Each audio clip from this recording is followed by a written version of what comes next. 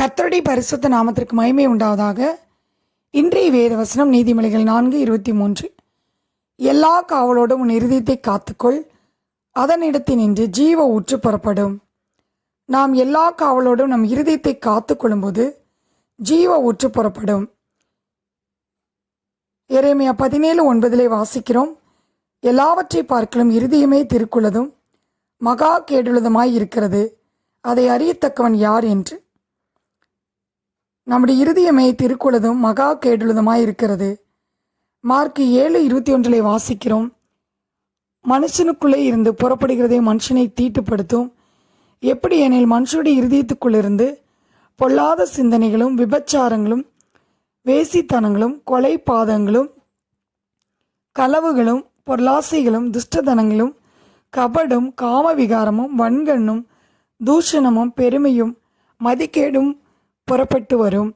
பொல்லாங்கனவைகளாகிய இவைகளெல்லாம் உள்ளத்திலிருந்து புறப்பட்டு மனுஷனை தீட்டுப்படுத்தும் என்றார். இப்படிப்பட்ட காரியங்கள் நம்முடைய இருதயத்தை தீட்டுப்படுத்துகிறதா இருக்கிறது. நாம் அவருக்கு விரோதமாக பாவம் செய்யாதபடிக்கு அவருடைய வார்த்தையை நம் இருதயத்திலே வைக்க வேண்டும்.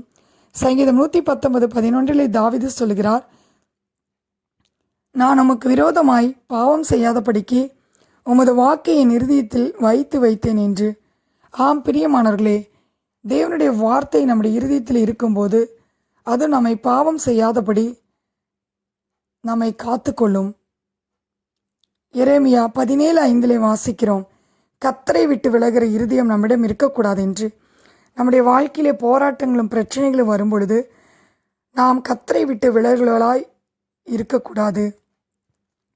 நாம் அவரை தேவன் என்று அறிந்தும் அவரை மகிமைப்படுத்தாமலும் ஸ்தோத்திரியாமலும் இருக்கும்போது நம்முடைய இருதயம் இருள் அடைகிறது.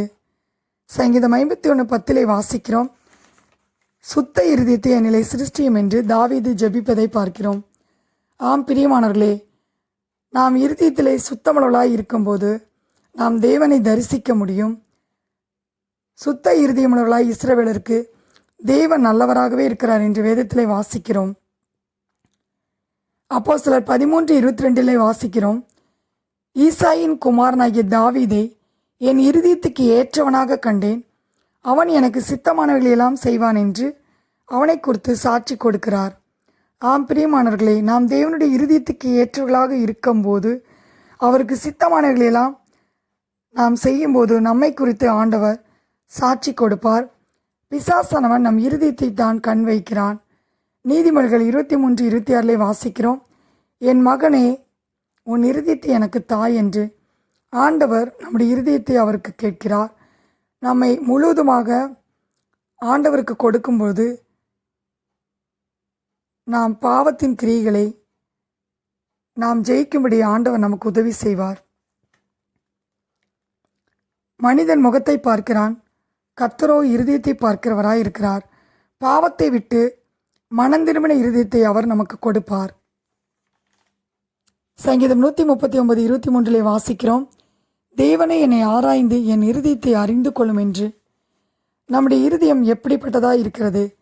சங்கீதம் 73:21 வாசிக்கிறோம், என் மனம் கசந்தது என்று.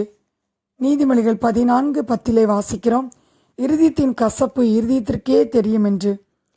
சவுலின் இருதயம் தாவீதின் மேல் கசப்பாய் இருந்தது.